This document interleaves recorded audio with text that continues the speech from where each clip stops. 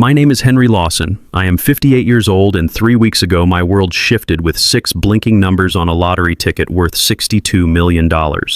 I sat at this very kitchen table, the ticket trembling in my hands, my breath caught in my throat. But even as the shock surged through me, one decision came as cold and steady as stone. No one in my family would ever know. Not my son, not my daughter, not my brother, who's bled me dry for years. You see, in my family, money isn't love, it's leverage. And I was about to find out just how little I truly meant to them. And here's the part you won't believe: before I ever spent a single dollar of that fortune, I decided to test them. I wanted to know if they thought I was broke, who would step forward, who would vanish, who would show their true face. The answer nearly broke me, and it changed everything. Don't forget to subscribe to the channel and comment where you're watching from. The first night after those numbers lit up the screen, I didn't sleep.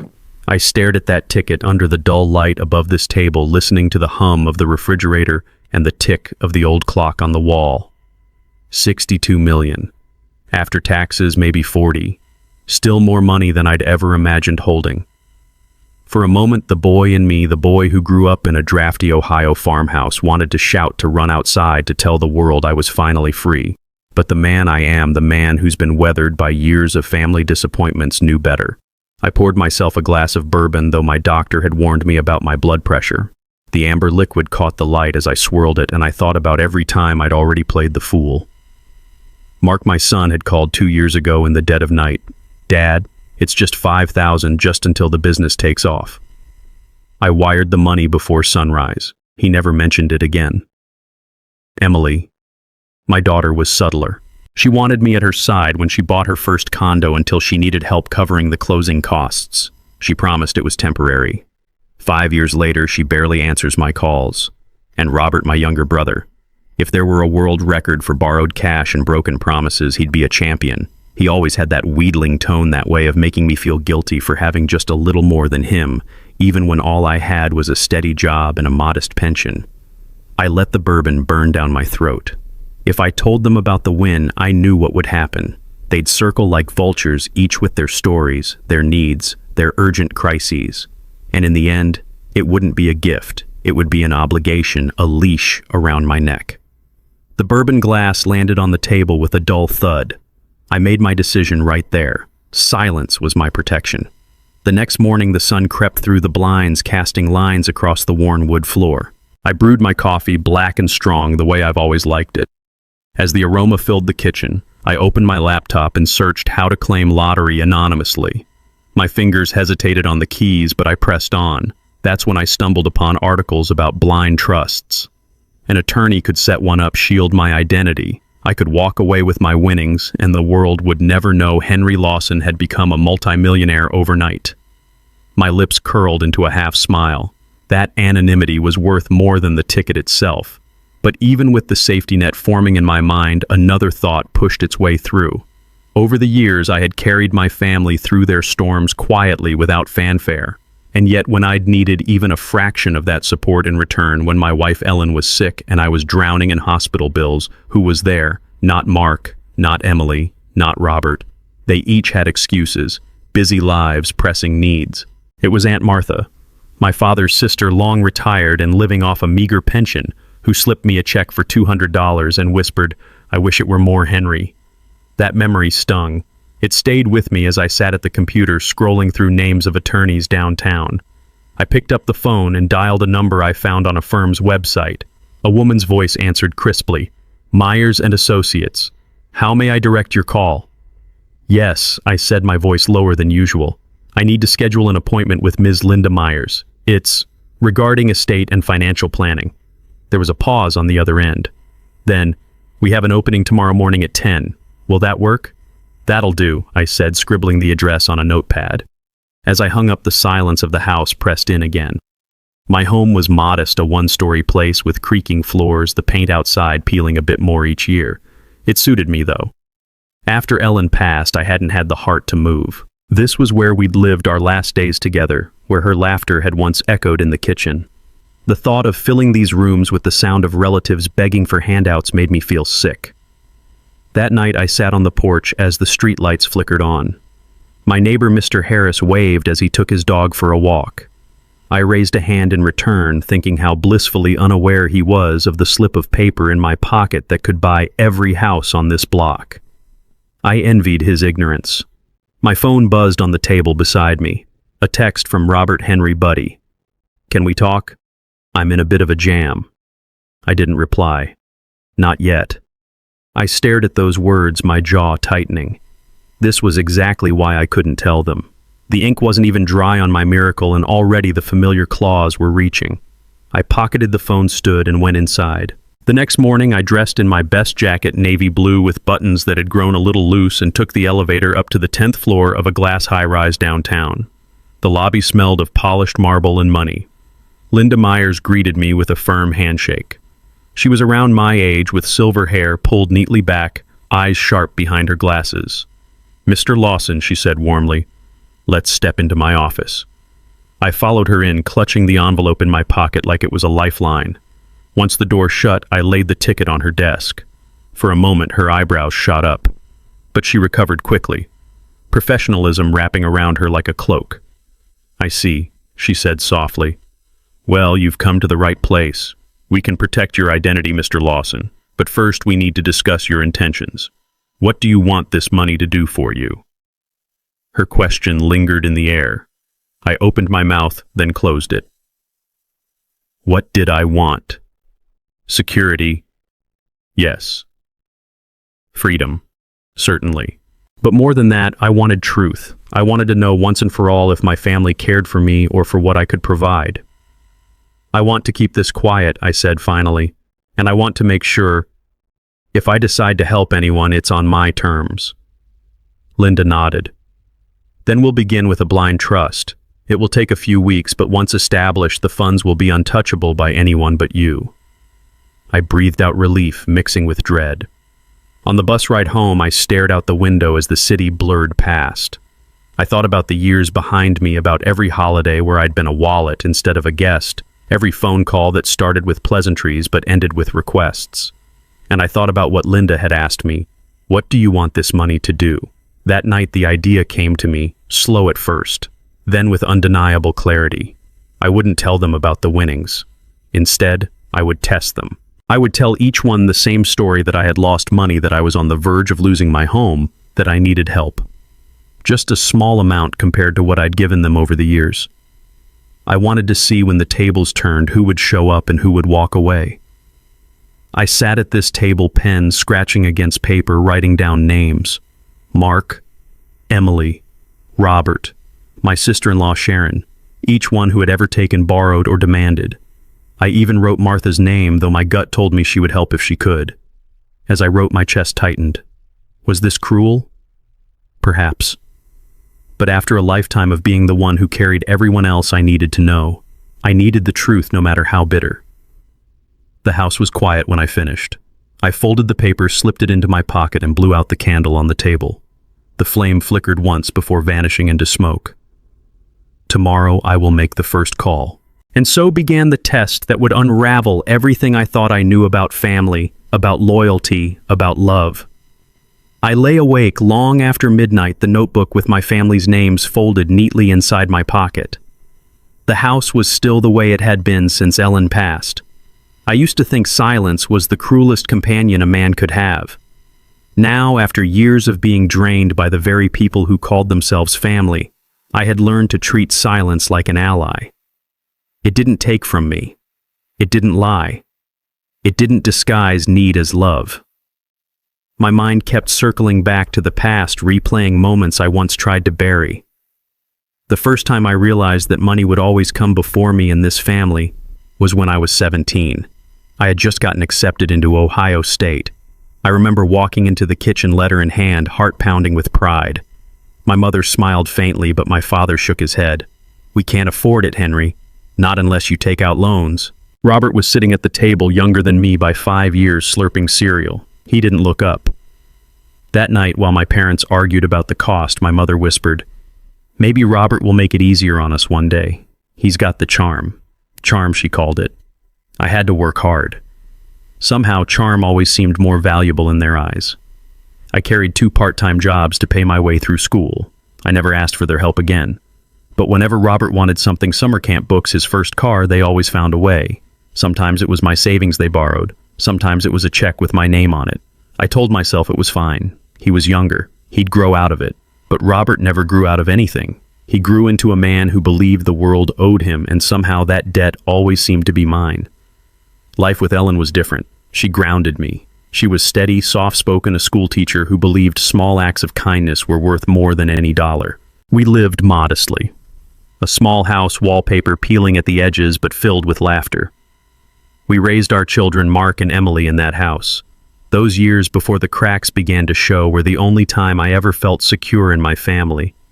We didn't have much, but what we had felt enough. Then illness came, and it was like someone had tilted the ground beneath our feet. Ellen's diagnosis, lung cancer, shattered everything. She had never smoked a day in her life. I worked myself raw trying to keep her comfortable. I sold my boat, drained our retirement, and took shifts I was too old for. When the bills became mountains I couldn't climb, I did the one thing I swore I'd never do. I called my children, and I called Robert. Mark answered first. His voice was clipped, hurried. "Dad, I can't keep bleeding money. The startup's just taking off. 5 grand here, 10 grand there, it all adds up." The words cut deeper than he realized. Emily's tone was gentler, but no less final. "Dad, Paul and I are paying off the condo. Maybe in a few months we could..." The sentence drifted like smoke, meaningless, and Robert sighed into the phone as if I had ruined his evening. "I've got my debts, Henry. Maybe you should refinance the house. That's what people do." I remember sitting at the kitchen table that night, Ellen asleep in the other room, my head in my hands. Not one of them could be bothered to stand beside me when I was drowning. Only Martha, my father's sister, who retired and lives on a pension that barely covers groceries, showed up. She pressed $200 into my palm with trembling fingers. "I wish it were more," she whispered. I told her it was enough, but the shame of needing her and the gratitude I felt in equal measure stayed with me. When Ellen passed 6 months later, Mark and Emily came to the funeral in stiff black clothes, checking their phones between condolences. Robert stood at the pulpit giving a grand speech about how family was everything, then left early to catch a flight to Las Vegas. The hollowness of it all stayed with me more than the words. "Dad, you'll be okay," Mark said, patting my shoulder with one hand, his car keys already in the other. "Call me if you need anything." Emily offered, her voice floating as if she knew I never would. Robert hugged me, reeking of cologne and whiskey, and muttered, "Stay strong, brother. Stay strong," as if strength alone was supposed to replace love. I tried to shake those memories as I sat staring at the candle flame on my kitchen table years later, but they had a way of coming back, especially now when I had something none of them knew about, something that would expose them for who they were. That lottery ticket had done more than make me wealthy. It had given me the chance to strip away all the excuses, all the masks. I would create a story. I'd tell them I was broke, that I had lost money in bad investments, that I was on the verge of losing the house. I'd ask for $7,000. Not a fortune, not impossible, just enough to matter, enough to test. For Mark with his new Tesla, it was pocket change. For Emily and her surgeon husband, less than a weekend vacation. For Robert, it was less than he already owed me. I wondered which of them would help and which would vanish. The question twisted inside me, equal parts anticipation and dread. Did I want the truth? Was I prepared to face it? What if they failed me again? What if the answer confirmed what I had always feared, that in my family love was just another word for transaction? The thought gnawed at me as I lay in bed until sleep dragged me under. The next day I walked into town. The air was sharp with autumn, the sidewalks littered with brittle leaves. I passed the diner Ellen used to love. We'd sit there on Sunday mornings sharing coffee, sometimes with Martha joining us hunched over her crossword puzzle. Now the booth was empty, the window fogged from the breath of strangers. My phone felt heavy in my pocket. My thumb hovered over Mark's number. I wasn't ready. Instead, I scrolled to Walter. Walter had been my neighbor 30 years ago, before he retired from the police force. A man built like an oak tree with eyes that missed nothing. Over the years, we'd kept in touch, grabbing a beer once in a while, two old men trading war stories from battles of different kinds. He answered on the second ring. "Henry, long time. What's on your mind?" "Can you meet me?" I asked. "I need perspective." We met at the VFW hall. The walls were lined with faded flags, photographs of young men who had given everything. Walter slid into the booth across from me, his hands folded, his gaze steady. I told him everything. About the ticket, the money, the silence I planned to keep, and finally the test. He didn't interrupt. His jaw worked as if chewing the weight of it all. When I finished, he leaned back and let out a long breath. If you test them, Henry, be ready for the answer. Once you see who they are, you can't unsee it. I need to know, I said. My voice cracked more than I intended. He nodded. Then do it. But protect yourself. Write it down. Record it. Not for them, for you. So when they try to twist the story later, you'll remember exactly how it went. I swallowed hard. He was right. My family had always been masters at rewriting history. I'd need proof. Not for court, not to shame them, but to anchor myself when doubt crept back in. That night I came home and sat once more at the kitchen table, the same table where I had mourned Ellen, where I had eaten countless silent meals, where I had stared at the ticket that changed everything. I pulled out a worn leather notebook, the one Ellen had given me years ago, and wrote across the first page in firm letters, the test. Beneath it I listed their names, Mark, Emily, Robert, even Sharon, my sister-in-law, and finally Martha. My pen pressed so hard the ink bled through the paper. For each I left space to record their answers. When I finished, I closed the notebook and rested my hand on its cover. The candle flame flickered once, twice, then steadied. In the quiet, I whispered into the room, "Let's see who truly stands beside me." The clock ticked past midnight. Tomorrow the calls would begin. The morning after I wrote their names down in the leather notebook, I woke before the sun. The house was quiet, but my mind was already restless, rehearsing the lines I would need to say. For years, my family had heard me as the steady one, the dependable one, the man who carried weight without complaint. Now, for the first time, I would ask them to imagine me faltering. That alone felt foreign on my tongue. I brewed a pot of coffee black as tar and sat at the table with a pad of paper sketching out the words I thought might sound believable. The company I invested in collapsed, I murmured, testing the phrase in the silence. The bank is circling. I need $7,000 just to keep the house. The words felt strange, heavy, but they carried the ring of truth. After all, it wasn't so far from the truth. I had nearly lost this house once before when Ellen was sick. Maybe that was why I knew how to phrase desperation without embellishment. I imagined their reactions as I wrote. Mark would sigh, shift the blame, maybe lecture me about financial planning as if I hadn't spent a lifetime teaching him what discipline meant. Emily would sound sympathetic, but her excuses would be wrapped in the softness of her voice like a knife hidden in silk. Robert would likely laugh, pretend he wished he could help, then spin some story about how he was this close to a deal that would change everything. And Sharon. She would cluck her tongue, whisper to others about how Henry had finally lost his grip, and enjoy the gossip more than she'd ever enjoy helping me. The candle I had left on the table the night before had burned down to a stub. I rubbed my eyes, then reached for my phone. My finger hovered over Mark's name first, but something inside me resisted. He was my son, yes, but I didn't want to begin with him. I needed to be sharper before I faced him, more prepared. Instead, I scrolled to Emily. My daughter had always been the gentler one, the one who still called on holidays even if out of obligation. If anyone was going to give me a sliver of hope, it would be her. I pressed the button, held the phone to my ear, and listened to the rings. 1, 2, 3. Then her voice, bright and practiced. "Dad, this is a surprise. Everything okay?" I took a breath and let it out, slowly lowering my tone, letting weariness seep into it. "Not exactly, Emily. I wouldn't be calling if it weren't important." There was a pause. "What's wrong?" I let silence hang for a moment before speaking, letting her imagination race ahead of me. "The firm I put some savings into collapsed. Fraud, bad management, whatever it was, the money's gone. And the bank's already calling about the mortgage. I need some help, just enough to keep me afloat until I figure things out. About 7,000. Her sharp intake of breath reached me even through the static. For a moment I thought she might surprise me.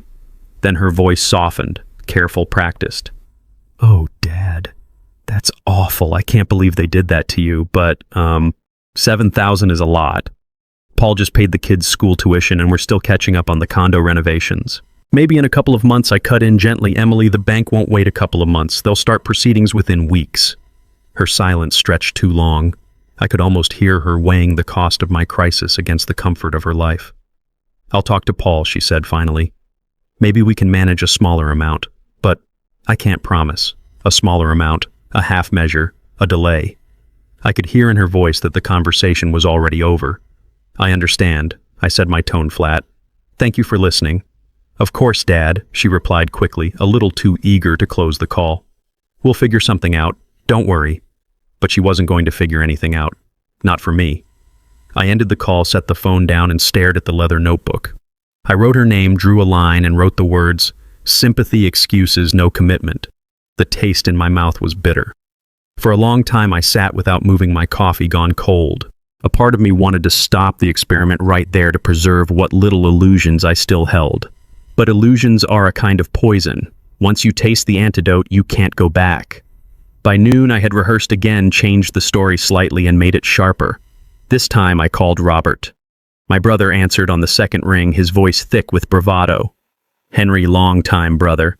How's the quiet life?" "Not so quiet," I replied. "I've run into trouble." "Trouble?" He laughed. "Don't we all?" I didn't return the laugh. "The truth is, I made some bad investments. Lost a good chunk of money. The bank is circling the house. I need 7,000 to cover things until I can sort it out." He didn't miss a beat. 7. Hell, I don't even have 700 lying around. Times are tough, you know. Market's rough, clients are late with payments. Maybe you should sell that old truck, or refinance. You've always been good at figuring things out. "Robert," I said evenly, "I helped you with more than that when you needed it. When you bought into that failed restaurant, when you begged me for money after your divorce. I came through every time." The line was quiet for a moment. Then he sighed. "Yeah, well, that was different. Family helps family, right? You'll figure this out. You always do. Family helps family," I repeated softly, tasting the irony. He changed the subject, then asked if I'd seen the Browns game, as if we hadn't just trampled over decades of imbalance. I ended the call shortly after, wrote his name in the notebook, and noted, "No money deflection, empty platitudes." By late afternoon, the house felt heavier, as if the walls themselves absorbed the weight of the answers I was collecting.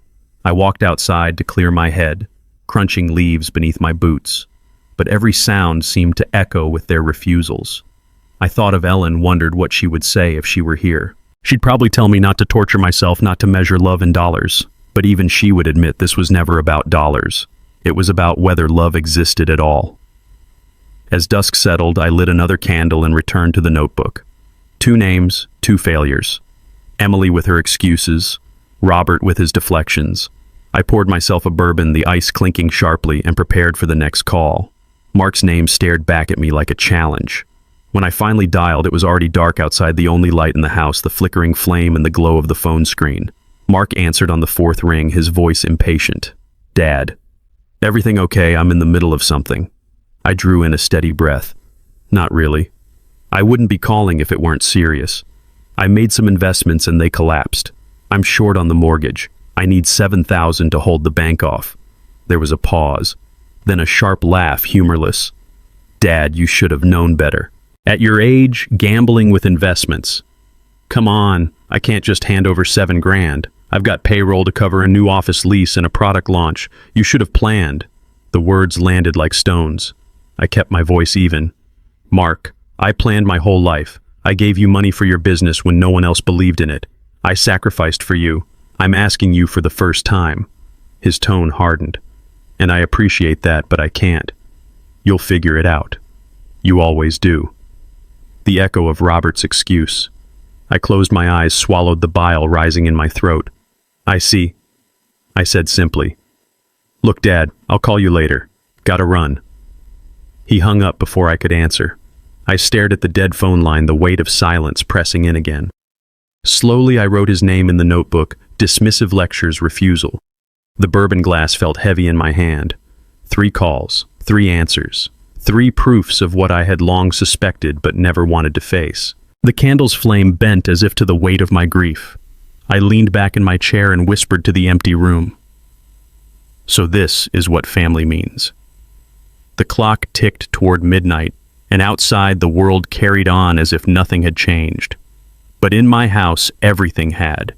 The experiment had begun, and already it was revealing more than I was ready to bear. And yet I knew deep in my bones I couldn't stop now.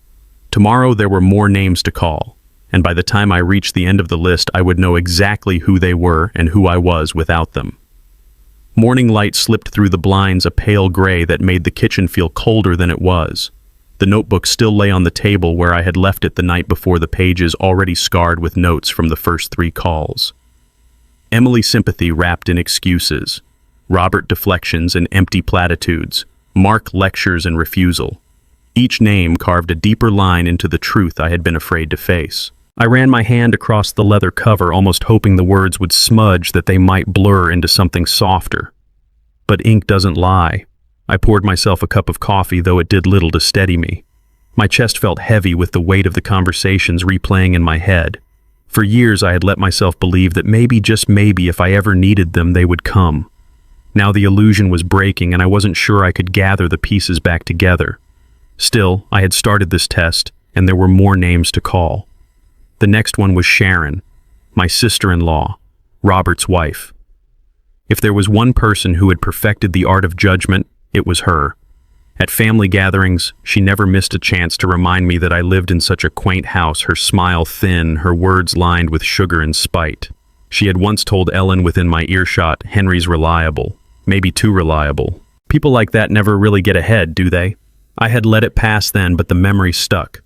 Now it was her turn. I scrolled to her name, pressed the call button, and listened. She answered on the second ring, her voice clipped efficient. "Henry, to what do I owe the pleasure?" I forced a weary sigh. "Sharon.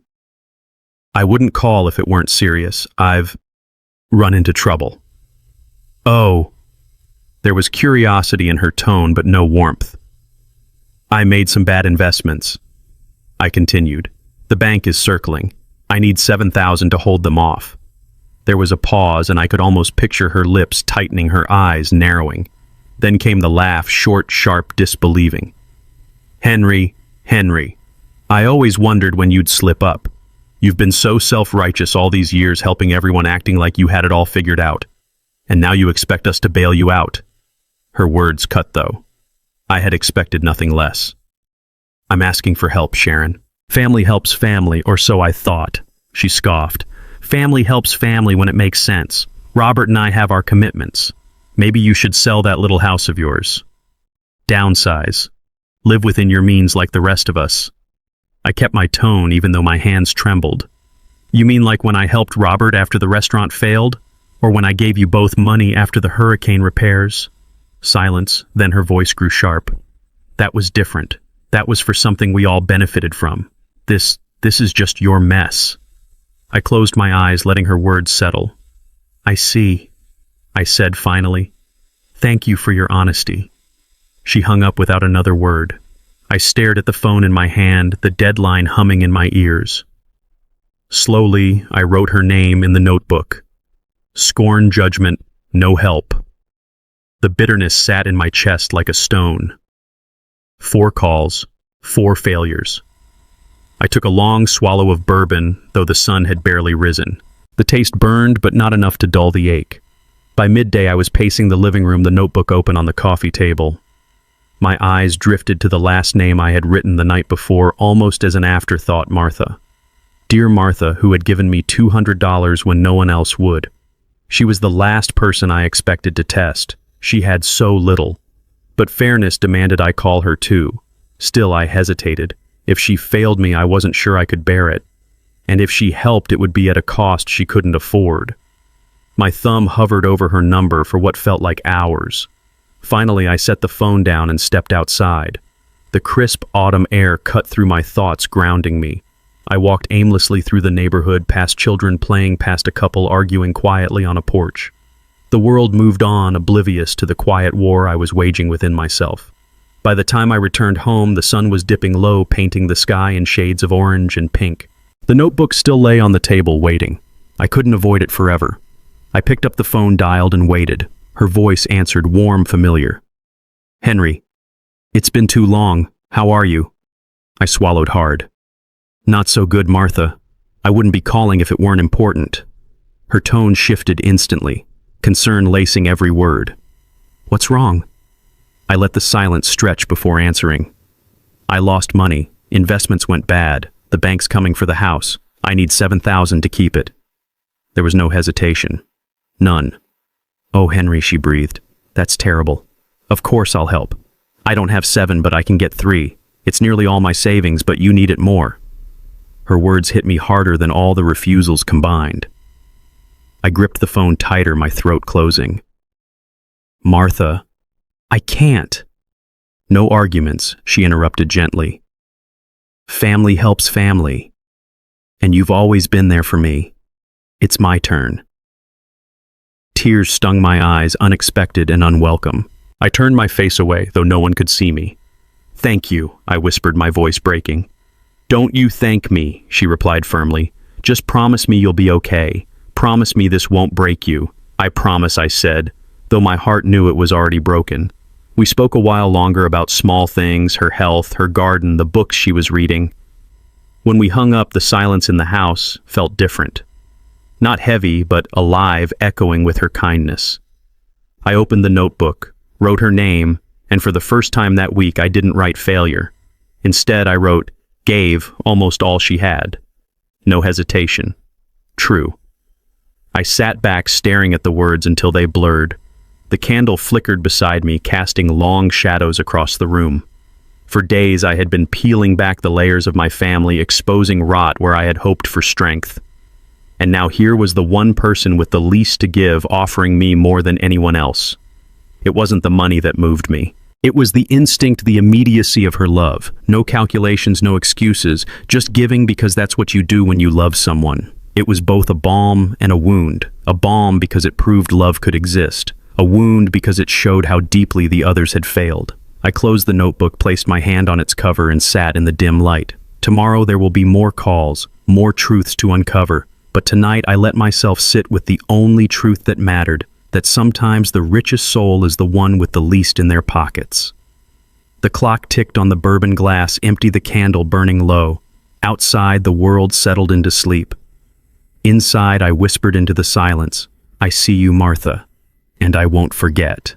The morning after my call with Martha, I woke with swollen eyes. I hadn't cried in years, not even at Ellen's funeral, at least not where anyone could see. But last night had broken through something in me. The way Martha had offered what little she had without hesitation, without judgment, it had both comforted and wounded me in ways I couldn't fully name. I had written her words in the notebook true and stared at them until the ink blurred. It was the only entry that didn't burn. I sat at the table now, the notebook closed but heavy in front of me. 4 refusals. One act of kindness that cut me deeper than all the cruelty combined. I should have felt vindicated. Instead, I felt hollow, as though each conversation had taken another piece of me. For the first time, I wondered if I had made a mistake. Not with the test itself, but with my capacity to endure it. The phone rang mid-morning. I didn't recognize the number at first, but when I answered, the familiar voice steadied me. Henry, it's Walter. I was thinking about what you told me. Are you free today? I hesitated, staring at the bourbon glass still on the table from last night. I'm free. Good, he said. Meet me at the hall in an hour. Bring that notebook. The drive was short, but my hands gripped the steering wheel tighter than they should have. When I stepped into the VFW hall, Walter was already waiting at a table in the corner, 2 mugs of coffee steaming between us. He looked me over, his sharp eyes taking in the lines etched deeper into my face. You've been calling, he said, not as a question. I sat across from him and placed the notebook on the table. He tapped it with one finger, then slid it closer. Let's hear it. So I told him. Every call, every excuse, every silence that hurt more than the words themselves. And finally Martha's voice offering what little she had. Walter leaned back, shaking his head slowly. I wish I could say I'm surprised. But I'm not. People show their true selves when giving costs them something. That's why most don't bother. I feel like I'm tearing myself apart, I admitted. Every time I dial, I hope to be wrong. And every time, I'm not. Walter studied me. So stop hoping. That's what's killing you. Not the truth, the hope. I looked at him, the words hitting harder than I expected. He wasn't cruel, just direct. That was always his way. I need something, I said quietly. Something that keeps me grounded. Proof. because I know what'll happen. Later, when the guilt creeps back in, when they look me in the eye with their sweet words and promises, I'll start to wonder if I imagined it all. I'll start to question myself. Walter nodded. Then record them. Write it down. Date it. Keep everything. Not for a courtroom, for your damn sanity. You've been gaslit your whole life. Don't let them do it again. I stared at him, the weight of his words anchoring me. You think that'll help? I know it will, he said firmly. Because it's one thing to remember the sting. It's another to hear their voices later exactly as they were. That's the truth you can't argue with. He handed me a small device, one I hadn't noticed he'd brought with him. Digital recorder.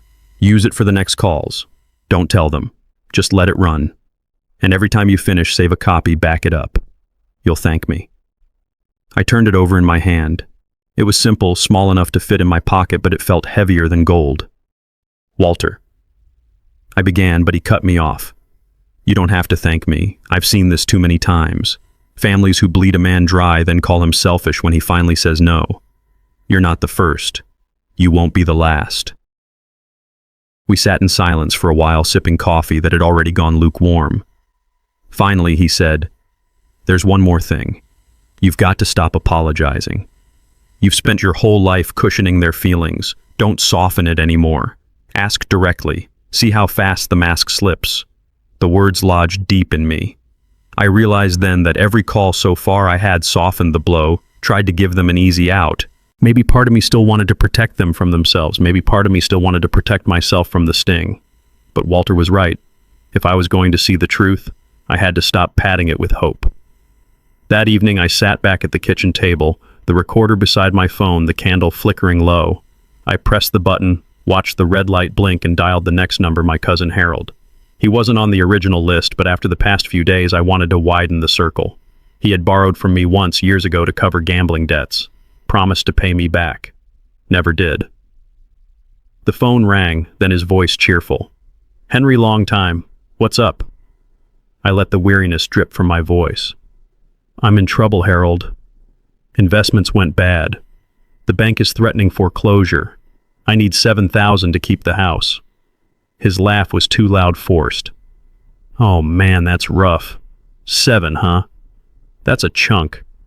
I'd love to help really, but you know how it is. Things are tight. Tell you what, I'll put you on my prayer list. The hypocrisy made my teeth ache. A prayer list, I repeated flatly. Yeah, he said quickly. That always helps me. Not as much as cash would, I replied. Silence. Then the sound of him clearing his throat. Well, good luck, cousin. I'm sure you'll figure it out. He hung up before I could say another word. I looked at the recorder, its red light still blinking, capturing every syllable. Proof. I picked up the notebook and wrote Harold hollow laughter prayers, no help. Later, as I poured another bourbon, Walter's words came back, stop apologizing, stop softening. So when I called the next person my niece Kelly, I didn't bother with preamble. Kelly, I said, my voice steady, I need $7,000 to keep the bank from taking the house. There was a stunned pause, then a flurry of excuses about student loans, rent, and a car payment. I didn't argue. I didn't soothe. I just let the silence sit until she faltered, then said quietly, Thank you for being honest. And I hung up. It felt cleaner that way. No more giving them room to decorate their refusals with pity. No more cushioning the truth. Just the bare bones of it. By the time the candle burned low that night, I had filled more pages in the notebook, each name a reminder, each word an anchor. But instead of feeling crushed, I felt a strange kind of strength building. Maybe it was the recorder in my pocket, or Walter's voice still echoing in my head. Maybe it was simply the clarity that comes when the fog of hope finally begins to lift. Still, I couldn't shake the image of Martha, her voice steady offering what she couldn't afford to lose. That image burned brighter than all the refusals, and it reminded me that love did exist, even if only in one corner of this fractured family. I blew out the candle, the smoke curling into the air, and whispered into the dark, one day they'll see. Not through my words, through their own. The red light of the recorder blinked off and the room fell silent again. There's a peculiar kind of silence that follows you when you've stripped yourself of illusions. It's not peace, not yet. More like standing in the hollow of a church after the congregation has left the air still heavy with echoes but nothing alive to fill it.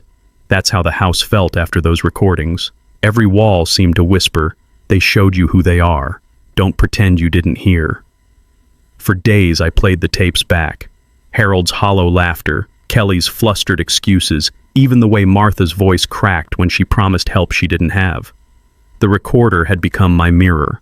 I didn't recognize myself in the man who used to smooth over everyone's guilt, who used to nod and smile and forgive. I was harder now, quieter, but sharper. And with that sharpness came a thought. Testing them with requests was one thing. But what if I tested them with collapse? What if I let them believe I was sinking fast, no longer just in need of help, but on the brink of losing everything? House dignity, maybe even life itself. Would they lean in to hold me up, or would they step back, relieved to watch me fall? The thought festered until it became a plan. It started with my son Mark. He hadn't called since my bad investment story, and I knew his silence wasn't worry, it was calculation. If I were broke, what use was I? But I decided to bring him closer just enough to see what he'd do when the ground seemed to give way beneath me. I dialed his number late one evening, the recorder running my hand steady this time. He answered with clipped words as though I'd interrupted something more important. "Dad." "Mark," I said softly. I let my voice tremble just enough. I don't know how much longer I can hold on." The bank called again. They said foreclosure papers might come next week. He didn't respond right away. I imagined him glancing at his wife Sophie, whispering behind a cupped hand. Finally he said, That's rough. What are you going to do?" I let the silence hang heavy, then exhaled like a man defeated. "I don't know. Maybe I'll just let them take it. Maybe it's easier that way." He shifted in tone, then almost too quickly. "Well, if you lose the house, you can always move into assisted living. Sophie's mom found a good place for her aunt last year. They have payment plans." My grip tightened on the receiver. Assisted living. To him, I was already halfway gone, a burden to shuffle into some corner. "I see," I murmured. It might be best he continued, his voice a little brighter now, as though he'd solved something. "You'd be around people your age. Structured meals, medical staff on site. Safer." I imagined Sophie standing there nodding, maybe even smiling. My son ready to pack me away like old furniture the moment it became convenient. "Thank you, Mark," I said quietly, the recorder blinking its red eye. "You've given me a lot to think about." I hung up before he could reply. I didn't pour a bourbon that night. I wanted the sting to stay sharp. I wanted to remember every word without blurring it. The next day I tried my daughter Emily. She picked up on the third ring, her voice rushed as though the world was always demanding more of her. "Dad, what's wrong?" "It's late." I forced a ragged sigh. "I don't think I can cover the mortgage this month. I might be out on the street." Her pause wasn't a concern. It was hesitation, the sound of someone weighing risk against reward. Finally she said, "If that happens, Dad, you can always sell the house and move in with someone. Maybe Uncle Robert has space. Or, those retirement villages aren't so bad." "Would you take me in?" I asked quietly, letting the question fall like a stone in still water. Silence stretched so long I thought the line had gone dead. Then her voice came thin, rehearsed. "Dad, you know it's complicated. The kids, the space. You'd be uncomfortable." "Of course," I said, swallowing the acid rising in my throat. "I wouldn't want to burden you." "That's not what I meant," she rushed. But I cut her off. "Thank you, Emily. I'll figure it out." I ended the call, the red light blinking like a heartbeat on the table. That night I wrote in the notebook Mark offered assisted living. Eager relief in his tone. Emily couldn't even say the word yes. Her silence spoke louder than any refusal. I stared at the words until my hand cramped. Each entry was a gravestone marking the burial of another illusion. But here's the twist I hadn't planned for. After those calls, I didn't feel weaker. I felt stronger. Because every time they revealed themselves, the mask I'd built for them cracked further. And the clearer I saw them, the less power they had over me. Walter called the next day. He didn't even wait for me to speak. They failed you again, didn't they? Yes, I admitted. Good.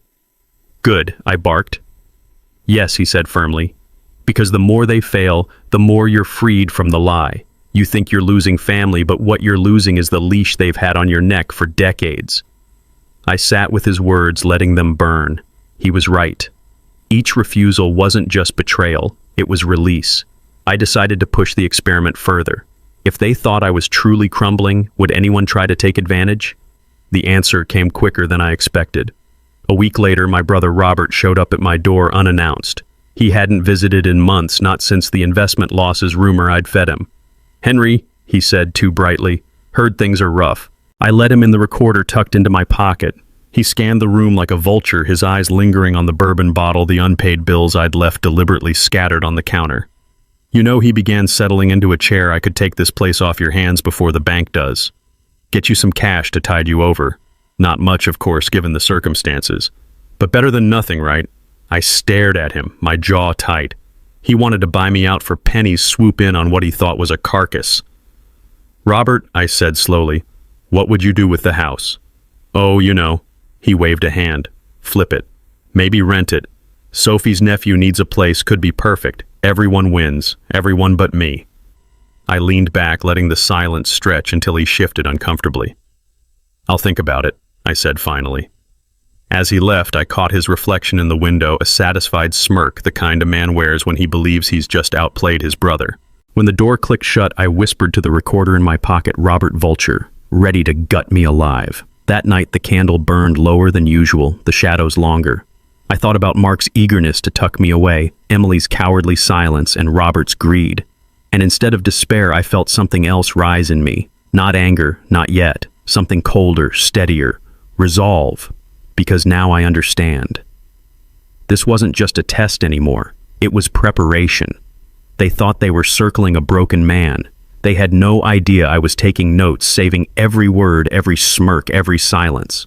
One day soon, I'd place it all before them like a mirror they couldn't turn away from. And when that day came, they'd finally see what I saw, not family, not love, but a house of cards collapsing under its weight. I blew out the candle, the smoke curling in the air, and said aloud to the empty room, "You've written your verdict. I'm just the witness." The recorder's red light blinked off, sealing the night's confession in its memory. The morning after Robert's visit, I woke to a different kind of silence. Not the hollow kind, but purposeful. A silence that felt like the pause before a craftsman takes his first strike with the chisel. Something inside me had settled. No more waiting for them to prove me wrong. They already had. Now it was my turn to prepare. I sat at the kitchen table with my notebook and a black pen.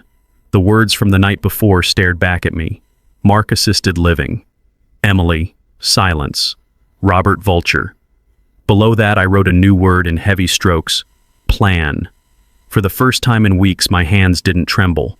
I knew revenge wasn't the right word for what I wanted. Revenge is hot reckless. This needed to be something colder, cleaner. Justice. A mirror so clear they couldn't look away. And the beauty of it, they would set it all in motion themselves.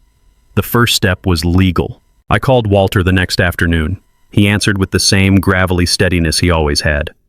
"Henry, I need a lawyer," I said simply. He chuckled. "You already got one." "No, not for me, for them." He was silent for a beat, then said, "Explain." I lowered my voice. "If they think I'm broke, they'll circle closer. Robert already tried to buy the house for scraps. I need everything recorded, documented, and airtight. And when the time comes, I want it in black and white, every lie, every betrayal, every scheme. Not my word against theirs. Paper signatures, recordings." Walter whistled low. "You're building a case. I'm building a mirror," I corrected. He didn't argue. Instead, he gave me the name of a colleague, a quiet man, discreet, who handled estates and family disputes. I called that evening and made an appointment under the guise of restructuring my will. The lawyer never needed to know the full truth. All he had to do was help me set the stage. The next week, I drove downtown wearing my oldest jacket and carrying a folder stuffed with unpaid bills. All props, of course. The lawyer's office smelled of old paper and lemon polish. He shook my hand with polite detachment, the way professionals do when they expect nothing but routine. "I want to make some changes," I told him, sliding the folder across the desk. "Circumstances have shifted."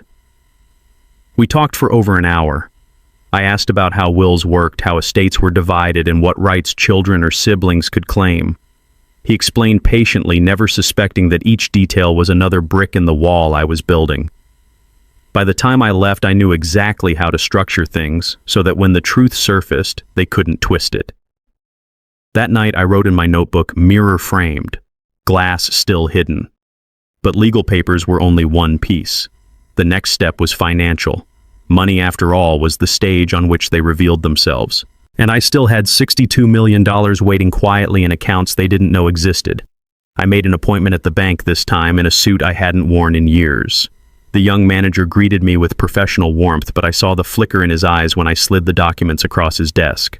Accounts opened under trust names not linked to mine, directly ironclad privacy clauses. "Are you sure you want this level of separation from your family, Mr. Lawson?" he asked. "Positive," I said without hesitation. "If anything happens to me, I want the money protected. Untouchable." He nodded, clicking his pen. "Then you'll need trustees." "Who do you trust?" I smiled faintly. "Not family."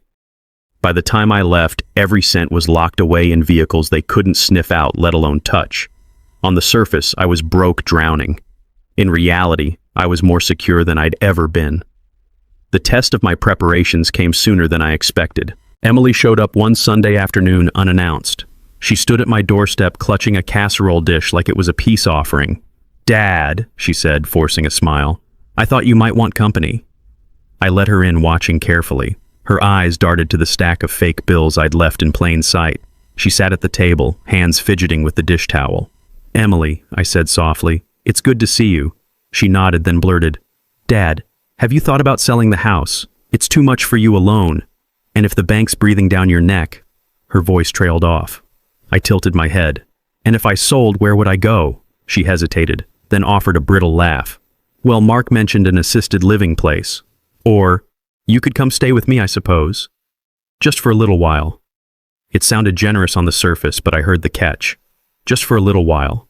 Long enough to ease her conscience, not long enough to inconvenience her.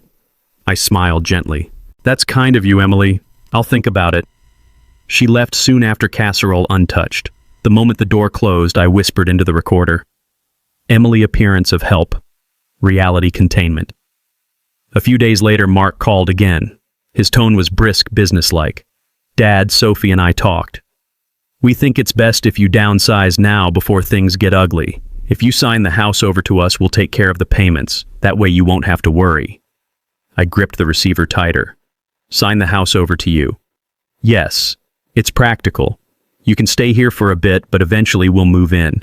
It's a win-win. For him, maybe. For me, it was exile from my own life." I let my voice quiver. I'll need time to think." "Don't take too long," he pressed. "The bank won't wait." I hung up my chest tight. But instead of despair, I felt that cold resolve deepen. Every word, every offer, they were digging their graves, and I was just holding the shovel steady. That night, Walter came over. We sat on the porch, the autumn air sharp with the smell of burning leaves. "They're closing in," I said quietly. "Good," Walter replied. "The closer they come, the more they reveal. Just don't rush. Let them think they're winning." I nodded. "The hardest part is not showing my hand." Walter sipped his coffee, then looked at me with a glint in his eye. "When the time comes, Henry, you won't just show them your hand. You'll show them the whole deck." And then came the twist I hadn't expected. One evening, as I was cleaning up the kitchen, the phone rang. It was Robert again, his voice syrupy. "Henry, brother, I've been thinking. Why let the bank take everything I could help? I'll buy the place tomorrow cash. No paperwork delays, no foreclosure shame. Just clean and easy." I knew exactly what he was doing, trying to swoop before anyone else could. But instead of anger, I felt a curious calm. "Robert," I said slowly, "come by tomorrow. We'll talk." After I hung up, I stared at the recorder on the counter. Tomorrow the mask would slip even further, and I would be ready. Because the foundation was set, legal documents, hidden money, secure evidence piling higher every day. They thought they were circling a dying man. In truth, I was circling them. I closed the notebook, blew out the lamp, and whispered to the darkness, "You wanted leverage. Now you'll have it. Just not the way you think." Morning light fell across the kitchen table, catching the rim of my coffee mug. I had slept little the night before, my mind pacing, even if my body lay still. Robert was coming today. The man who had shared my blood, my childhood, and more than once my trust, only to drain it dry. I knew he'd arrive wearing his best smile, carrying promises that smelled like rot. I pulled my notebook closer and wrote a single line, "Today he shows his hand." By noon the knock came, sharp, impatient. I opened the door to find Robert standing there in his leather jacket, one hand already reaching into his pocket as though ready to deal. "Henry," he said warmly, too warmly, "you're looking good." I let my eyes linger on him. "Come in." He stepped inside, glancing at the bills stacked on the counter, the faint smell of coffee and old wood wrapping around us. He didn't sit until I gestured. Well, he began slapping a folded envelope on the table. "Let's not waste time. I know you're in a bind. I'm here to help." "Help," I echoed. "Yes. Cash offer. House for me, freedom for you. No bank breathing down your neck. You can pocket something, move somewhere smaller, live easily." He slid the envelope closer. "I'm doing this for you, Henry." I didn't touch it. "For me," I repeated softly. "Of course." His smile strained. "We're brothers." Silence stretched. Then I asked, "What's in the envelope?" "Offer letter," he said quickly. "Signed. All legal. You'll see I'm being generous." I opened it slowly, eyes scanning the numbers. It was laughable. A fraction of the house's worth even in its worn state. A vulture's bargain. I laid the paper flat, smoothing it with my palm. "Robert, you're offering less than half its value." He leaned forward. "Half of something is better than nothing. You and I both know the bank will snatch it for even less." I met his gaze steady. "And if I refuse," he shrugged, trying for casual, "then you drown. I'm offering you a lifeline." My lips curved into the faintest smile. "A lifeline," I murmured. In that moment, I knew I had him exactly where I wanted. What Robert didn't know was that the small device under the table was recording every word. His lifeline would be another piece of the puzzle, another shard of proof showing who he truly was when the mask slipped. But I wasn't finished. "Robert," I said quietly, "would you give me a day to think, to speak with Mark and Emily?" His expression flickered, then tightened. "Henry, don't drag your kids into this. They'll just complicate things." I tilted my head. "And why would that bother you?" He forced a laugh. "It doesn't. I just don't want you stressed." I nodded slowly. "One day. Tomorrow we'll talk again." He rose reluctantly, clapped my shoulder like we were still boys, and left. I stood at the door long after he disappeared, the faint echo of his shoes fading down the street. When I turned back to the table, the envelope still lay there, thin and pathetic. I whispered into the recorder, "Robert, cash offer. Predatory. Mask slipping." That evening I made 2 phone calls. First to Mark. He answered on the second ring, his voice tight. "Dad." "Your uncle came by," I said simply. "Robert." "What did he want?" "He offered to buy the house." "Cash." A pause. Then sharply, "Don't sign anything, Dad. He'll rob you blind. Better to put it under my name. That way it stays in the family." "In the family," I echoed. "And where would I live?" "We'd figure it out. You could stay here a while, or at Emily's. Look, Dad, the house is too much for you. Let me take it on. Robert can't be trusted. Neither can you." I almost said, but bit it back. Instead I murmured, "I'll think on it." "Don't wait too long," he warned. Robert moves fast. After we hung up, I scribbled in the notebook, "Mark, protective language, self-interest," beneath. Next I called Emily. She answered, breathless children chattering in the background. "Dad, everything okay? Your uncle came by." "Oh God. What did he want this time?" "He offered to buy the house." Silence. Then cautiously, "Did you consider it?" I told him I'd think. "Emily, if I sold, where would I go?" She hesitated, then sighed. "You know you could stay with us, just for a little." "But Dad, maybe selling isn't the worst idea. At least then you wouldn't have the bank hounding you." I closed my eyes. "And you'd be comfortable with Robert owning the house." Her voice dropped. "Better him than losing everything. Better him." better a vulture than facing her guilt. I thanked her softly and ended the call. In the notebook, Emily passive. Will surrender for peace of mind. Later that night, Walter came by again. We sat in the dim light of the porch, the hum of crickets loud in the still air. I handed him the envelope. He read it, snorted. He's gutting you. I know. You're not considering this. I shook my head. No, but I want them to believe I am. Tomorrow Robert will return. I'll let him think he's won. Walter's eyes narrowed. You're baiting him. Exactly. Every word, every gesture I wanted on record. When the time comes, they won't just be greedy. They'll be complicit. Walter leaned back, exhaling smoke into the night. You're colder than I thought, Henry. I met his gaze. Colder is the only way to survive this. The next day, Robert arrived early. He smelled of aftershave and ambition. Well, he said, dropping into the chair. I slid the envelope back across the table. I'm leaning yes, but I need one assurance. He perked up. Anything.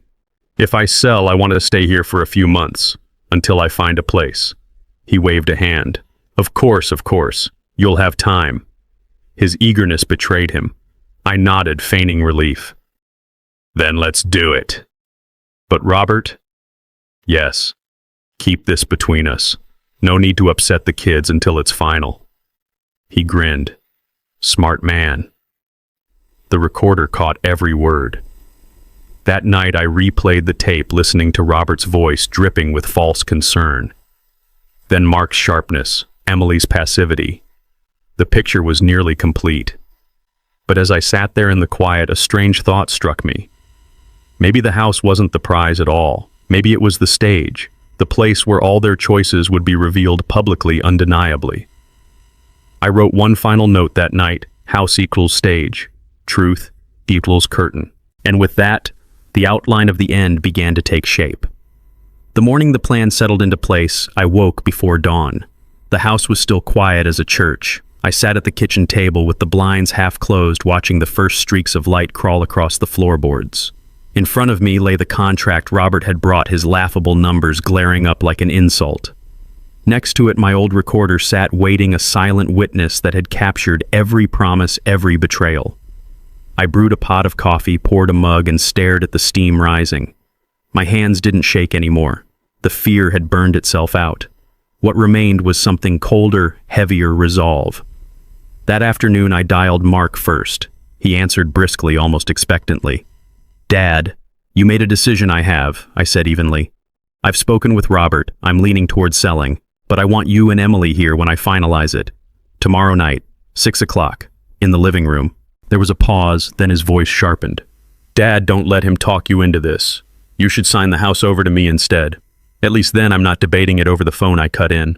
Tomorrow, 6. He exhaled hard. Fine, but you'll regret it. I wrote the words in my notebook. You'll regret it. Next I called Emily. She sounded distracted, kids clamoring in the background. Dad, what's wrong? I've decided, I said simply. Meeting tomorrow, 6 o'clock. You, Mark, and your uncle. I want everything settled. Her silence stretched. Then she whispered, if that's what you think is best. Best. I let the word hang in my mind like a question with no answer. Finally, I phoned Robert. He was all charm. Henry, I knew you'd see reason. Tomorrow then, perfect. I'll bring the papers. Good, I said. 6 o'clock. When I hung up, the house felt different, charged, as though the walls themselves were bracing for what was to come. The next day passed slowly. I cleaned the house with deliberate care, polishing the table, vacuuming the worn rug, and setting out chairs in the living room. Every detail mattered. This wasn't a family gathering, it was a stage, and tomorrow the curtain would rise. As I worked, I remembered Sunday dinners from decades ago. My wife is setting the table, the kids are giggling, and Robert is cracking jokes too loudly. Back then, this house felt like the center of gravity. Now, it was nothing but a trap they couldn't see yet. In the evening, Walter came by carrying his thermos of black coffee. He stepped inside, eyes scanning the room. You're dressing it up, he said. It needs to look ordinary, I replied. The more ordinary it feels, the less they'll see it coming. He sat sipping slowly. You sure you're ready for this? I met his gaze. I've been ready since the day that ticket hit my hand. He nodded, then leaned forward. So walk me through it. I laid it out tomorrow night they'd all gather. Robert would bring the contract, Mark would press his claim, Emily would try to make peace, and I would sit listening, recording, letting them show themselves. At the end, when every mask had dropped, I would pull back the curtain. Walter gave a low whistle. Cold, surgical. It has to be, I said. This isn't revenge. It's true. But deep down, I knew it was both. The next evening, the sun dipped low, staining the windows gold. I set the recorder beneath the table, hidden but ready. The contract lay beside me untouched. At 6 sharp, the knock came. Robert entered first, swaggering in every step, papers tucked under his arm. Evening, Henry, he said, clapping me on the back. Let's make this quick. Moments later, Mark arrived, his jaw-tight eyes flicking instantly to the envelope in Robert's hand. So, it's true, he snapped. You're considering this. Emily came last, quiet, her children left at home. She slipped inside like someone walking into church before a funeral. We sat in the living room, the air thick. I let the silence stretch before I spoke. Tonight, I said, we settle this. Once and for all. Robert leaned forward, dropping the papers on the coffee table. Here it is. Cash deal. No bank, no waiting. You sign Henry, and you walk free. Mark barked a laugh. Free? He's robbing you. Dad, don't be a fool. Sign the deed over to me. Keep it in the family. I'll make sure you're taken care of. Taken care of? Robert scoffed. You'll bleed him worse than I ever would. Better me than you, Mark shot back. Emily raised her hands, voice trembling. Stop it, both of you. This isn't about us. It's about Dad being safe. Their voices rose, clashing like knives in a drawer. I sat still, my hands folded, letting it unfold. Finally, Robert slammed the table. Henry, choose. Right now. I looked at him, then at Mark, then at Emily. Their faces told the story better than any words: greed, desperation, fear. Family stripped bare. I let the silence stretch until even the air seemed to lean in. Then softly I said, Do you know what this house is? They blinked. It's not wood and nails. It's not square footage or equity. It's a mirror. And tonight you've all shown me exactly who you are. Robert frowned. What the hell are you talking about? I reached beneath the table and clicked off the recorder, sliding it into view. The red light blinked once before dying. Mark stiffened. Emily's eyes widened. Robert paled. Every word I said coldly. Every threat, every bargain, every plea. Recorded. The room froze. You came here tonight thinking I was cornered, I continued. But you were the ones on stage. And the truth you've shown that's worth more than any house. Robert surged to his feet. You can't. I already did. My voice cut through him. And tomorrow the bank will hear it. The lawyer will hear it. And if I need to, the world will hear it. So sit down. He did. Slowly. I looked at Mark, his face red with anger, and at Emily, her eyes brimming with tears. This was never about saving me, I said. It was about what you wanted. And now I know. Silence filled the room, heavier than any argument. Finally, I stood, gathering the contract, folding it once and sliding it back toward Robert. Take this with you, I said. It's worthless now. He didn't move. Mark muttered, Dad, you don't have to. I do, I interrupted. Because tonight proves something. Money doesn't change people. It shows them. I walked to the door, opened it wide. Now leave. For a moment, no one moved. Then one by one, they did. Robert stormed out first, his swagger gone. Mark followed, jaw clenched, muttering under his breath. Emily lingered a moment, whispering, I'm sorry, Dad, before slipping into the night. When the door closed, I stood in the quiet house, the stage finally cleared. The curtain had fallen. But deep inside, I knew the play wasn't over yet. There was still one act left. The revelation I had saved hidden from all of them. The truth about the ticket. And when that curtain rose, none of them would ever forget. The night after I sent them all out of my house, I didn't sleep. The silence was thick, broken only by the ticking of the clock on the mantel. I poured myself a glass of water, sat in the armchair, and stared into the dark. I replayed the scene again and again, their raised voices, the greed that oozed from every word, the shock in their eyes when the recorder blinked. For years I had told myself family was everything. Last night I'd learned the truth: family, when stripped of pretense, could be the hungriest wolves of all. But there was still one truth I hadn't laid bare, one they never saw coming. The ticket. I hadn't told anyone, not even Walter. The fortune sat in an account, silent, untouched. They thought the house was the prize, but the house was just the bait. I leaned back in my chair, the corners of my mouth tightening into something that wasn't quite a smile. Tomorrow, I thought. Tomorrow I end it. Morning came slowly, gray clouds stretching across the sky. I dressed carefully, not in my usual worn flannel, but in a pressed shirt jacket and shoes polished until I could almost see my reflection. I looked in the mirror and hardly recognized the man staring back. For once, I didn't see the weary father or the brother being pushed around. I saw someone who still had the power to choose. At noon, Walter knocked on the door. "You look like you're going to court," he said, eyes narrowing. "In a way, I am," I replied. "Only the verdict's already written."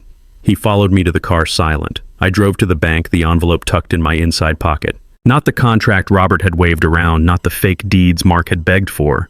This envelope was plain sealed, carrying the only thing that mattered: a copy of my claim. Proof of the lottery account. Proof that $62 million were already secured.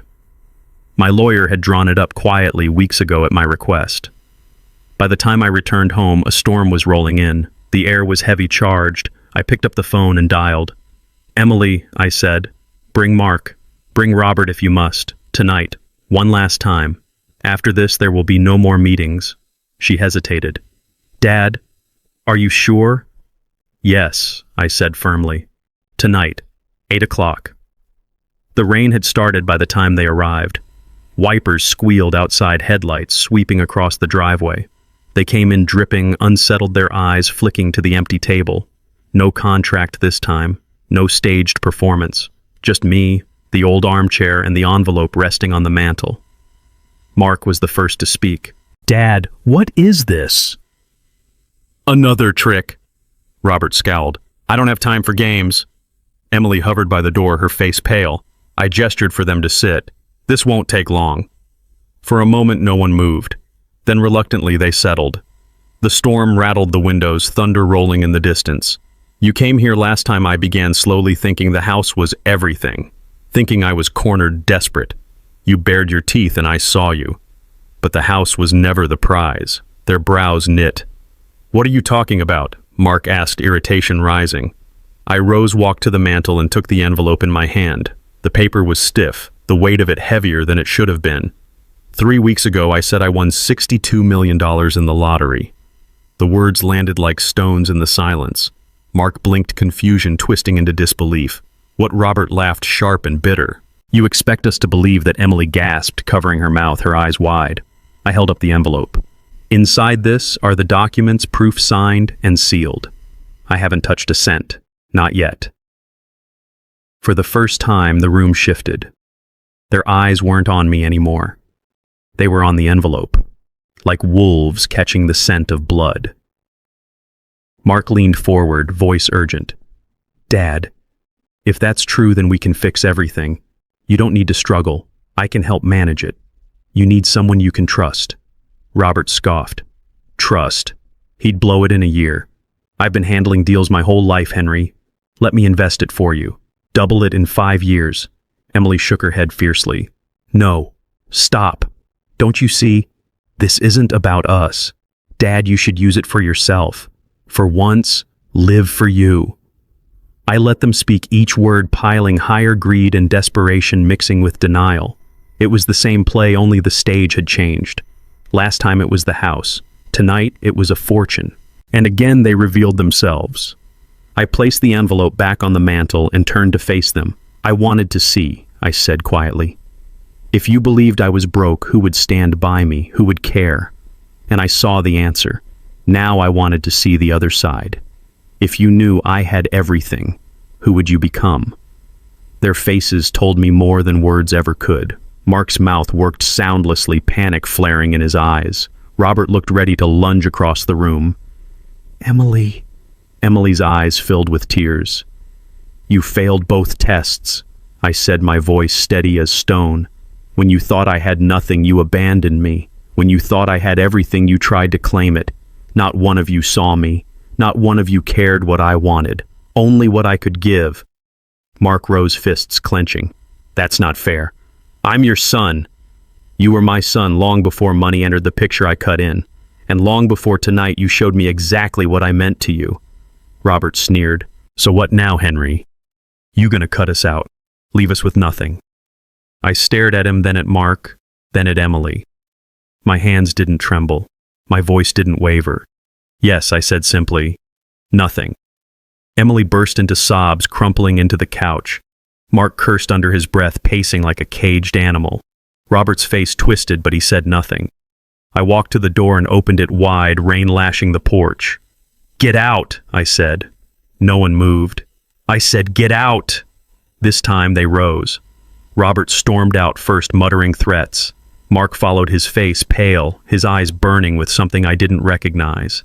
Emily lingered, her tears cutting paths down her cheeks. "Dad, please, don't shut me out." I met her eyes, the only one who had shown even a flicker of remorse. "You made your choice, Emily. Tonight I made mine." Her shoulders shook as she turned and left.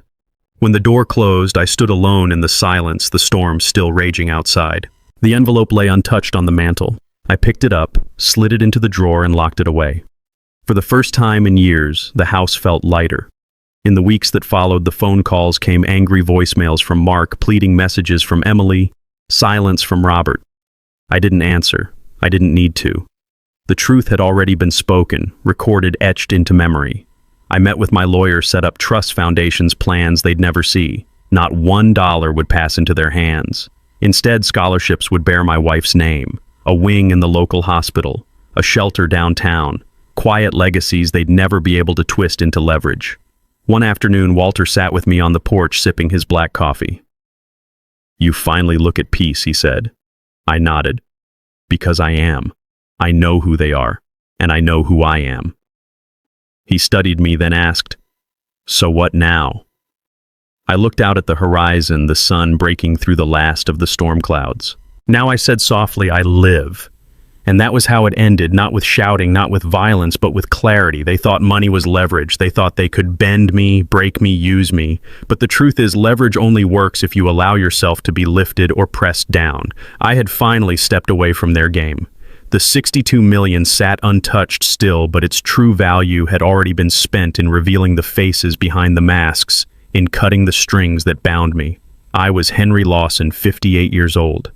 And for the first time in a long, long while, I was free. Thank you for joining me on this journey. If you like this story, please like this video, subscribe to the channel, and share your impressions of this story in the comments. To listen to the next story, click on the playlist now showing on screen.